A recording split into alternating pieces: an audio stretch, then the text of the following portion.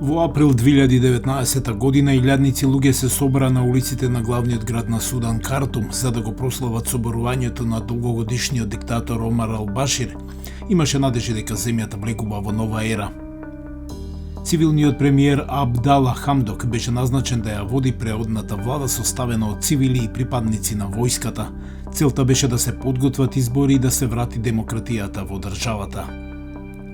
Но до 2021 година се појавија проблемите. Економијата на земјата се распаѓаше со инфлација која надмина 400% и не достигна клучните производи како лебот. Војската контролираше голем сектор од економијата, вклучувајќи банки, рудници и земјоделски организации. Војската одби да се откаже од контролата. И додека Хамдок и другите цивили се обидуваа да воведат реформи, военото раководство даваше отпор. На 25 октомври 2021 Хамдок беше ставен во домашен притвор, а набрзо потоа двајца генерали ја превзедоа власта. Еден од нив, Мохамед Хамдан Дагало, попознат како Хеметти, командуваше со силите за брза поддршка, паравоена група надалеку позната по својата бруталност.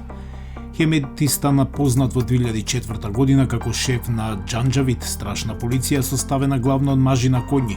Тие водеа кампања во Дорфур, кој предизвика смрт на околу 300.000 луѓе и резултираше со обвинение на Ал-Башир од Меѓународниот кривичен суд за злосторства против човештвото. Другиот генерал, Абдел Фатах Ал-Бурхан, беше шеф на вооружените сили на Судан. Двајцата генерали склучија тензичен договор за поделба на власта, но добија поддршка од различни странски сили.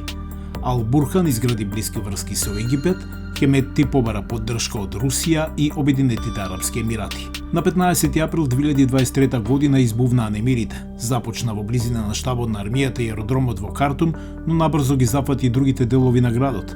САФ користеше авиони за бомбардирање на РСФ, кои возвратија пак со противвоздушен оган. Најмалку 528 луѓе се убиени и околу 4600 се ранети, соопшти Суданското министерство за здравство минатата недела, иако се сомнева дека реалниот број на жртви е поголем. Агенцијата за бегалци на Обединетите нации УНХЦР соопшти дека повеќе од 128.000 луѓе го напуштиле Судан, а околу 900.000 се очекува да пребегнат во соседните земји во наредните недели. Борбите се проширија и во други делови на земјата, вклучувајќи го и кревкиот западен регион Дарфур. Експертите предупредија дека борбите во Дарфур би можеле повторно да предизвикаат конфликт како од 2000 година со масакри што САД ги класифицираа како геноцид.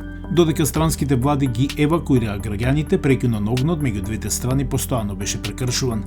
Официјалниот представник на Обединетите нации, кој ги координира хуманитарните напори во земјата, Абду Диенг, предупреди дека ситуацијата се претвара во целосна катастрофа.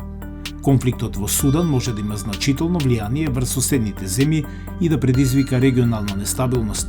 Приливот на судански бегалци ги оптоварува ресурсите на соседите, особено храната, водата и заслоништото.